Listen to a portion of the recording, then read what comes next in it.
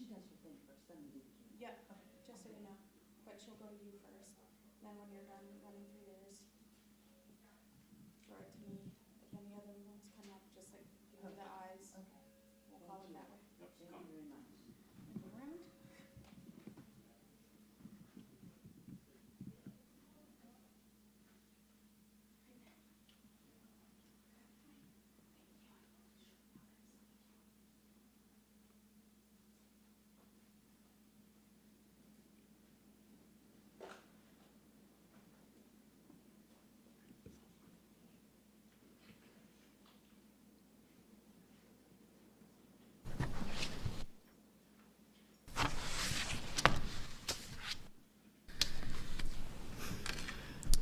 Good afternoon. This is a sad day for all of us here in city government. It's with a heavy heart that I'm here to announce that Chicago has lost one of our own city employees to COVID-19. While I can't provide and will not any personal details, I can say that the employee was a long-standing, beloved by family and coworkers. I personally reached out to offer sincere condolences and support. Our hearts go out to everyone who has been part of this individual's life.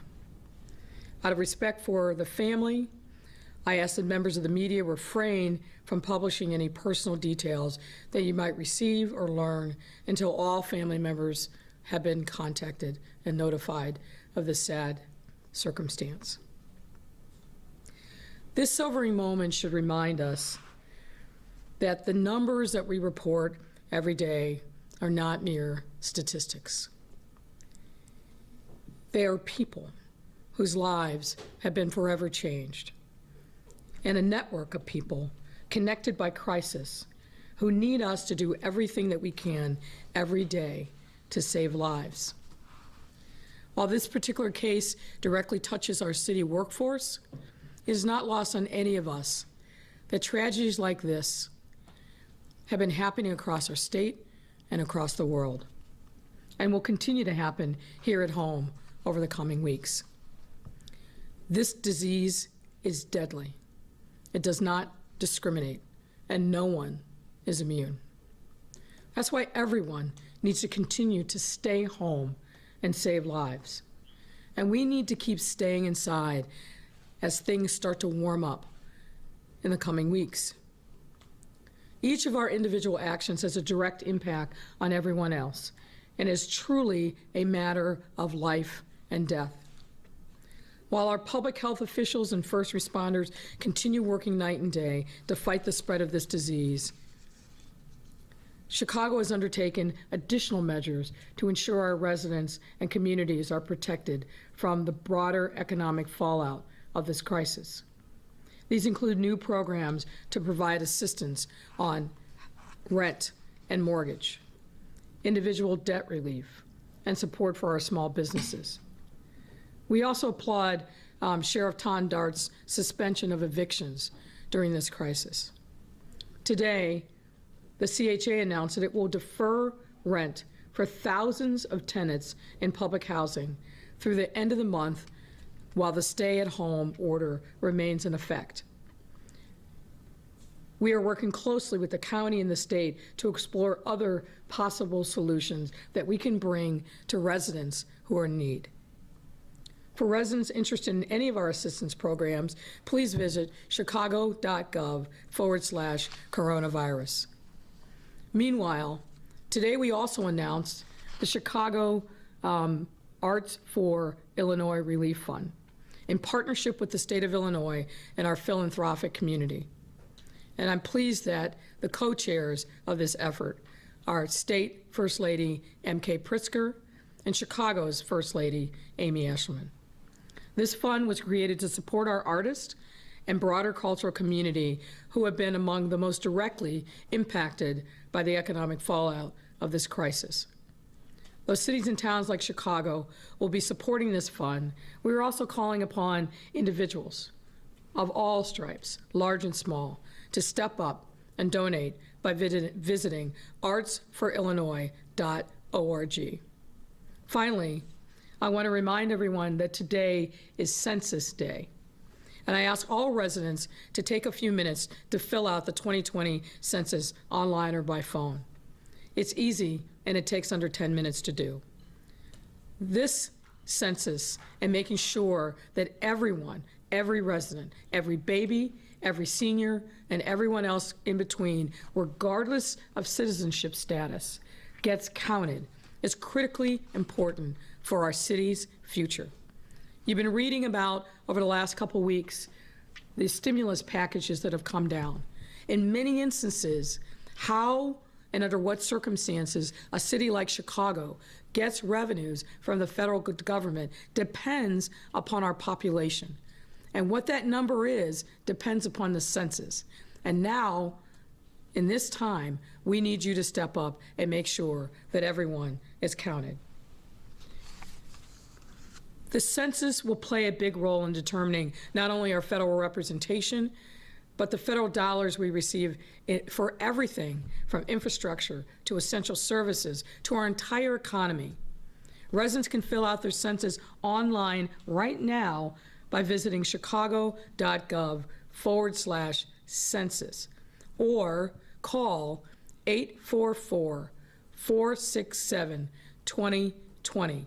That number again is 844-467-2020. Please fill out the census. We'll be doing more over the coming weeks. We hope that the federal government will extend the deadline even further past August. But right now in Chicago, while you're at home, take those 10 minutes and fill out the census form. Now, before I turn things over to questions, I'd like to say one final word regarding our city employees. The COVID crisis has no doubt put all of us through a lot, but it's also shown us, if anything, the strength and vitality and resiliency of who we are as a people. The true public spirit of our city employees who embody the definition of public service and have literally been keeping our city running during this crisis at great sacrifice to themselves. For that, we thank you. From our public health officials and first responders, to our CTA workers, sanitation workers, building engineers, custodians, laborers, motor truck drivers, city hall employees, and so many more, I want to say on behalf of a grateful city, thank you to each of you. And at this time, I'm happy to take your questions. I understand we have a poll reporter. How are you? Yes. Hello, Mayor. Stacy Baca here with ABC7. Just wanted to really go back here. You said one sentence here that had to do with new programs on rent, mortgage payments, individual debt relief, and support for small businesses.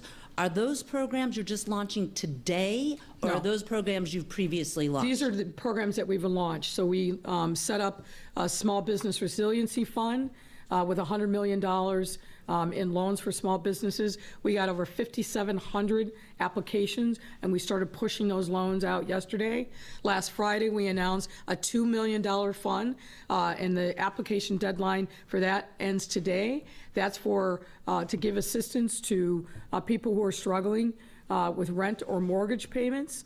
In addition to that, we've done a host of things to delay the collection of fines and fees and sending people to collections related to city debt. That extension lasts still to April 30th. Sheriff Tom Dart has indicated that he is not going to enforce any eviction orders through the end of April. So there's a lot of things that at a city, county, and state level we're doing to really be responsive to individuals that are in need. Okay, one more question for Sure. me personally, then I have 7 from other stations Okay. and news organizations. With the warm-up, you addressed it slightly there. There's going to be nice temperatures in the 40s and 50s.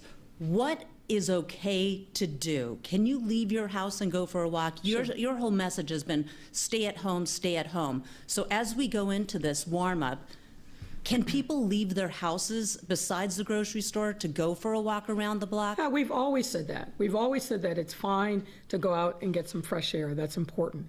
The issue isn't the exercise or the mode of the exercise. The issue is congregating. And why we took the steps that we did last week, for example, to shut down the lakefront, to shut down the Riverwalk and the 606, and many of our parks are being closed, is because people weren't getting the message that the congregating, being in close proximity, not exercising social distance, was the thing that was the problem. So as the weather warms up, I know how I am. After a long winter, I'm ready to get outside and enjoy the greatness of the city that really comes into full bloom when the weather is warm. But for now, and at least through April 30th, people have to keep doing what they've been doing, which is staying at home to save lives. All right, so moving on to my colleagues' questions here. I'm going to start with Chalk Beach, Chicago, wants to know, question I'd like to ask is whether food distribution from CPS schools will be suspended during spring break. This is Yana from Chalk Beach, Chicago. No, it will not be suspended. There will be some consolidation, and CPS is in the process of notifying the folks who have been relying upon the meals where the locations will be in their area. We're respecting the workers for spring break, but the provision of food will continue throughout spring break. And in fact, I was at a school this morning, Stevenson, on the far southwest side. They've got a great school over there, and they've done a great job in making sure that people in their school community and others are getting fed, and was able to chat with some of the people who are coming up to get their couple days supply of foodstuff. So no, that will continue. That's important for our students and their families. All right, Craig Delamore, WBBM News Radio, is asking, what would you say to people whose rents are due today with no money to pay the bills for the next month? And what can also be done to help landlords who need that money to pay property taxes, mortgages, and utilities and don't want their tenants to be homeless? Well, look, I think this is a really tough time for everyone, and we're very, very sympathetic to it. That's why we started putting out some of these efforts to help people pay their rent, but also to help small businesses, which would include landlords, be able to have some extra cash flow so they can get through this difficult time. My hope is that we will give each other grace. And I understand that landlords have mortgages and they have other bills to pay, but in this time where a lot of renters are really being pressed, I would absolutely urge, if at all possible, to forego this month's payment, just to give people a little bit of peace of mind and a cushion in really, really tight financial circumstances. All right, I already vetted this out. This is not an April Fool's joke. Okay. I said to the reporter directly. So this question comes from Charlie Meyerson, ChicagoPublicSquare.com, quoting him, "What do you think of the notion, after the danger has passed, of a parade celebrating Chicago's essential workers, including healthcare and grocery store workers?" Well, I actually appreciate the question. Look, we have to follow the public health guidance. When we hit the peak and we start to come down, we're still going to be following the guidance until we know that we are 100% out of the woods, and we're not going to know that for some time. However, there will be cause for celebration, and we've already started to think about what that looks like and how we can come back together physically as a city, because I think it'll be a great day for us. What I've seen even over these last few weeks, and the amount of selflessness and sacrifice, people standing up and saying, how can I help? It's been remarkable, and I want to make sure that we celebrate and embrace that spirit as a city. So I appreciate the question. And this is from Channel 2, Vince Garicelli. There are national reports the CDC is reconsidering its recommendations for mask use by the general public. Mm-hmm. What would you say about the possibility of everyone in Chicago wearing a mask in public? Well, I think I'll invite Dr. Arwady to address that question. Yeah, thanks for the question. We actually talked a little bit about this on my Facebook Live this morning at 11. Some of the thinking is coming out of some studies that have been done in these closed settings. So, for example, the cruise ship off Japan, where they tested everybody, the nursing home in Seattle, where they've tested everybody, and have found a percentage of people who did not have symptoms who turned out to have coronavirus. And so in that context, this is really just the last few days, we've been pushing here a lot, even a little bit sick, right? And people define symptoms in different ways, making it clear anybody with even the beginnings of symptoms has to be home. But where we see in these broad testing, where you would expect more infections, where people have been, in the close contact in the nursing home or really on top of each other in the ship, recognizing there is more asymptomatic infection than I think has been realized. That's the context in which some of this is being reconsidered. So I can tell you that here in Chicago and across the state, we actually have already put in a recommendation that in these long-term care facility settings or potentially in a jail, for example, where there are healthcare workers who are caring for vulnerable folks, that they wear masks all the time. That just came out in the last couple of days. I think we'll see a little bit in terms of what more comes out, both in terms of this science and in terms of this guidance. If people have more questions, we're talking about it every day on my Facebook. But it's a conversation. Most cases clearly still come from where people are, symptomatic in the ways that we've been discussing. And when we think about masks, it's about really limiting.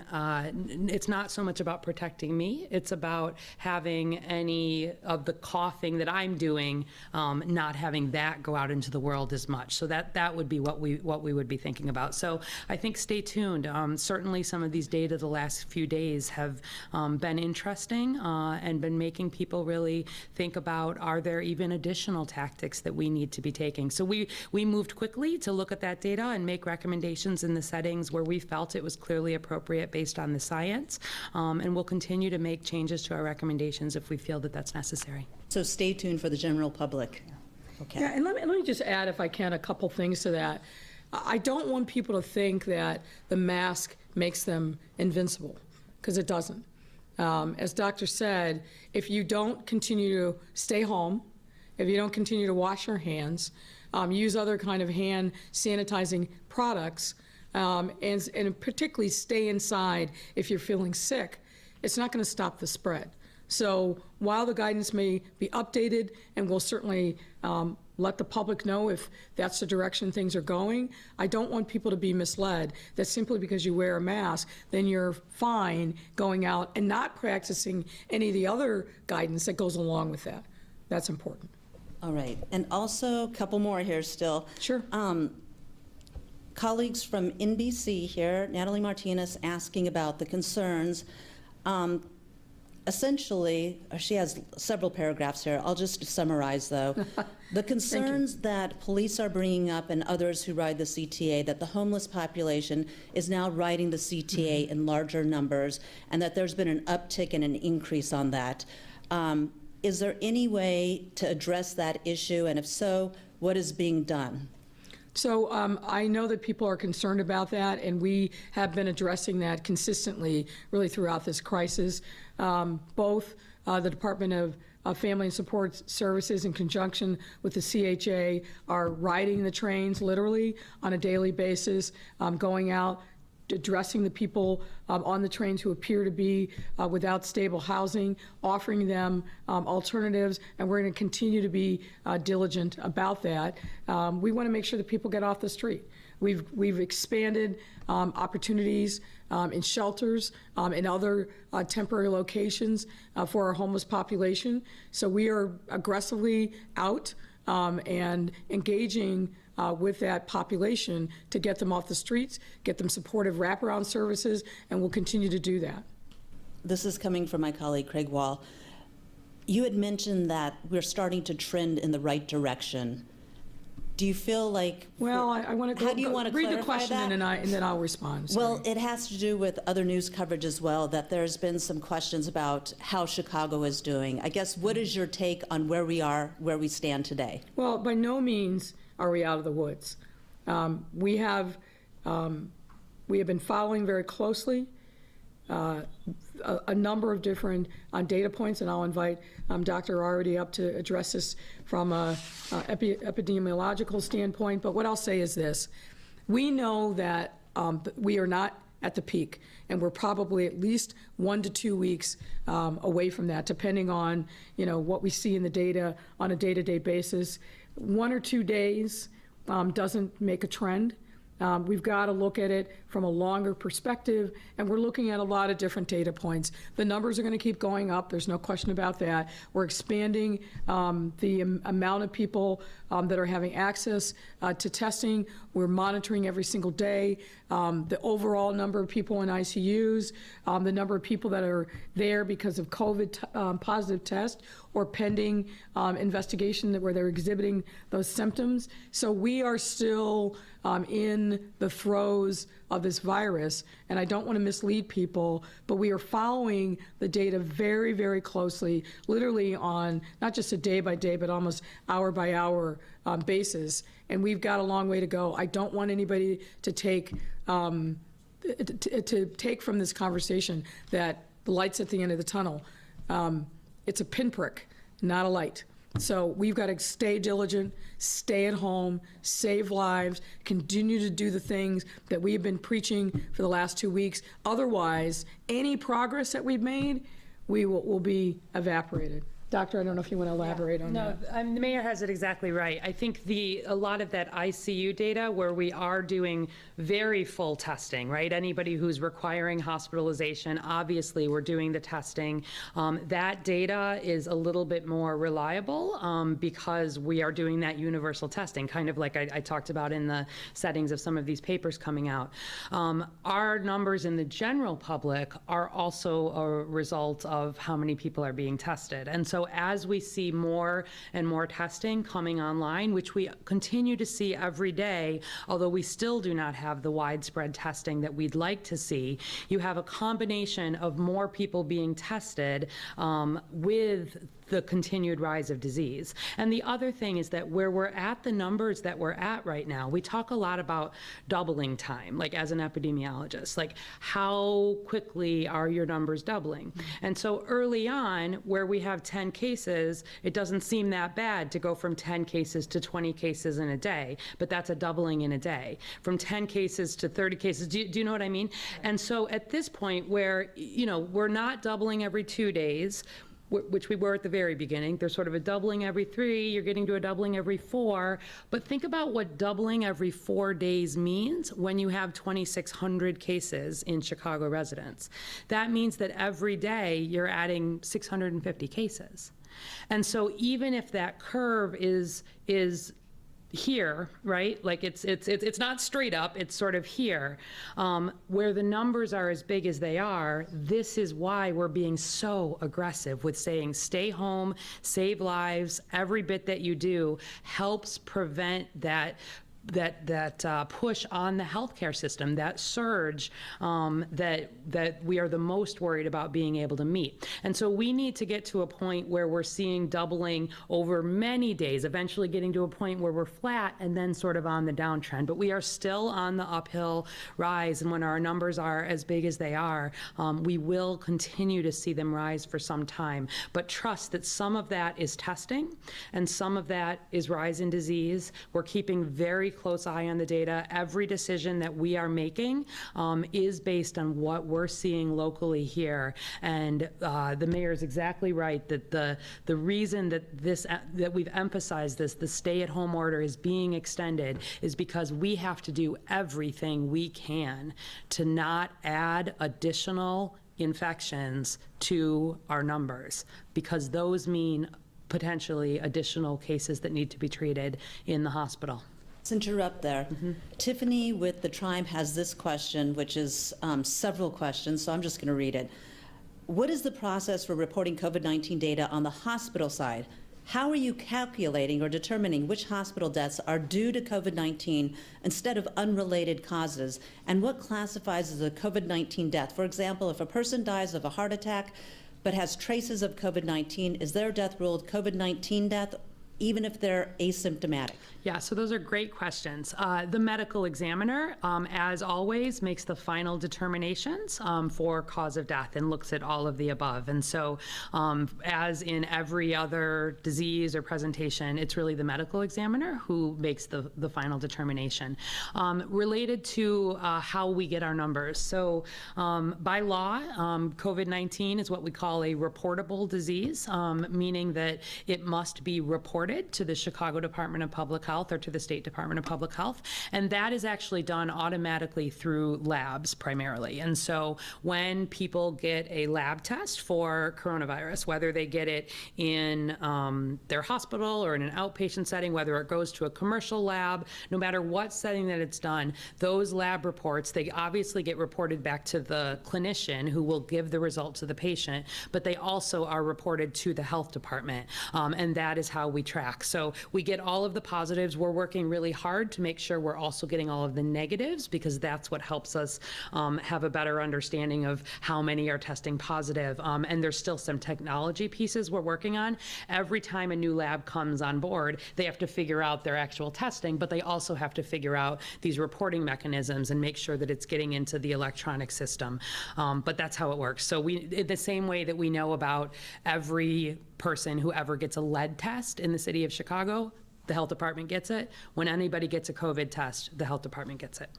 Going back to the employee, the city employee who died, and probably for both of you too, what contact did that employee have with others? In other words, what kind of working environment are we talking about here? And has anyone else been infected from that person who has passed away, or passed away, period? And does that include you, Mayor? Any contact with this employee? No, I didn't know the employee personally, and to my knowledge, never had any contact with him. The employee did have colleagues, and those colleagues have been notified, and then the broader group of colleagues have been notified. And we're following the protocol that we really put in place from the very beginning, which is the family members are contacted, the immediate work colleagues and circumstances, those people have been contacted. Obviously, the supervisory chain, we start with a deep cleaning of any work environment that the person might have been in, and then we do a formal notification of the workforce, and that is underway right now. Can you share the department, and have any other people tested positive from his case? I won't share the name of the department. I don't know that all the family members have yet been contacted. And as I said, out of respect for them and their grieving, and making sure that they're hearing about this not through the media, but through proper notification channels, we won't share that information yet. Sorry, this is off point. It's okay. Off point, but from our newsroom as well. Your opinion before I turn it over, if you hear, about the 3 candidates for police superintendent. Well, that formal announcement hasn't been made yet. I know that there's been a lot of speculation in the media about it, but I'm not going to get ahead of the police board process. Once they make their announcement, I'm sure I will thereafter have something to say, but not before the formal process. Okay. A few questions for you, Mayor. From the Daily Line. Paul Vallis says your approach to the financial toll of the coronavirus strains credulity. Do you agree Chicago is in a code red financial crisis, and will financial sacrifices be required of public employees as he suggests? Well, it's interesting. Over the course of this crisis, you see a lot in people, and unfortunately some people are desperate to be relevant. Mr. Vallis, from my estimation, probably hasn't touched a city budget, doesn't know the nuances in probably 2 decades. I have great confidence in my financial team, Jenny Bennett, the CFO, Susie Park, our budget director, and I'll just repeat for him and the listening audience what I've said multiple times. First, as part of our 2020 budget projections last year, we predicted a substantial economic downturn and accounted for that in a lot of our budget forecasting for 2020. So that's issue 1. Number 2, no one revenue stream is more than 13% of our revenues. The other thing that's important to know is the so-called economically sensitive revenue streams, like state income tax, sales tax, and so forth. In the aggregate, those don't make up more than 25%. And fortunately for Chicago and Chicagoland, we do have a very diverse economy. And while there are some sectors that are really having significant economic impact, like hospitality, restaurants, bars, and some of our service industry, there are other industries that are remaining the same and some that are seeing a substantial uptick. It's too early for us to know at this point what the overall impact will be on the economy for the city and the region, and as a consequence, it's too early for us to know with any degree of specificity what, if any, impact is going to be on city budget. We've been incredibly transparent with everyone, the public, the taxpayers, our rating agencies, and once we know what that impact will be, we will let people know. But as I said, the suggestion that somehow our city budget is in tatters, as Mr. Vallis dramatically suggests, it's just foolish. We have a follow-up question from the Daily Line. Should the property tax deadline be extended from August 1? That's really a question that has to be placed with the county assessor, Fritz Kage. That's not my call. Question from WBEZ. Will McCormick Place's field hospital be ready to open on Friday? So it's we're calling it an alternative healthcare facility. We are making great progress, but it's not going to be ready in the sense that patients will be able to be there on Friday. This is a build-out that's going to happen in phases. The Army Corps of Engineers does the first phase where they really kind of set up the box for the alternative facility, and then there'll have to be a build-out to put in all of the necessary wraparound services that are going to be necessary to support the hospital. And then, of course, simultaneously, we are working on making sure that we've got individuals to staff it. We are anxious as anybody to get that ready and operational when the need arises, but obviously it'll take a little bit of time to get that stood up. Question from A.D. Quigg at Cranes. What can you tell us about other field hospitals being contemplated or planned in Chicago besides McCormick Place? Well, I'm not aware of any other quote-unquote field hospitals. Again, we call them alternative facilities. But what I can tell you is, and we've said this, that there's some discussions regarding two other hospitals that were closed in recent years, Sherman Hospital out in Elgin, as well as Metro South Hospital in the south suburbs. Those discussions are ongoing, and when there's something to announce about those, I'm certain that will happen. Question from Bloomberg. Are you concerned about the current or future financial health of the city's hospitals, given higher costs and lower revenues amid the spread of the coronavirus? Well, look, I think there were challenges in the overall ecosystem of healthcare in Chicago before the coronavirus hit. It's no secret that our safety net hospitals in particular have really gone through, I think, a challenging time, and this is really testing them as well. So that's a conversation that is ongoing, I know, among many members of the state legislature. It's something that concerns me greatly as the mayor of the city. We need to make sure that we've got the right models for hospitals to support access to health care, and that's an ongoing discussion that really started before the onset of coronavirus in Chicago and the state. Last question goes to Fran Spielman at the Sun-Times. Is it time to call off Lollapalooza? Won't it be too dangerous to have crowds like that in Grant Park this summer, even though canceling would be costly to Chicago? Well, I think Lollapalooza is scheduled to start about 4 months from now.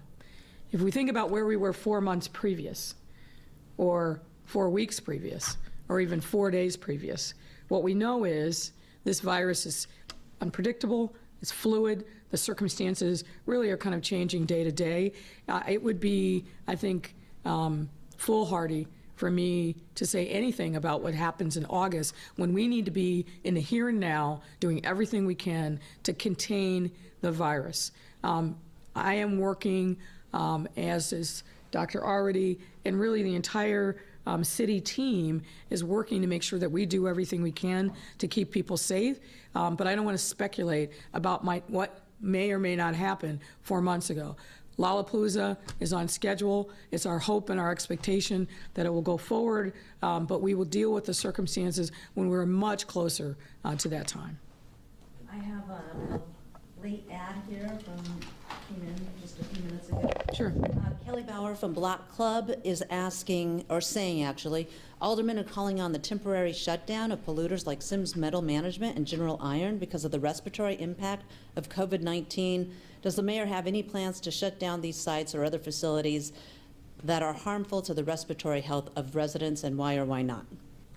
Well, as these aldermen know, there are sensors that are all around those areas. The health department monitors those on a regular basis, investigates anything that seems out of the norm, and will continue to do that. But what we need to really focus on right now is making sure that people are staying at home, following the guidance, and doing everything that's necessary to contain the spread of these virus. Obviously, if there are any indicators that any of these manufacturing sites, and I don't want to single out the ones that are identified in their letter, but if anyone is posing an actual danger to the public, we've never been shy about acting, and we won't be shy now or in the future. I believe I have all my colleagues from other stations covered and other news organizations. Okay. So thank you, Mayor. Thank you. Appreciate it. Thank you, everyone.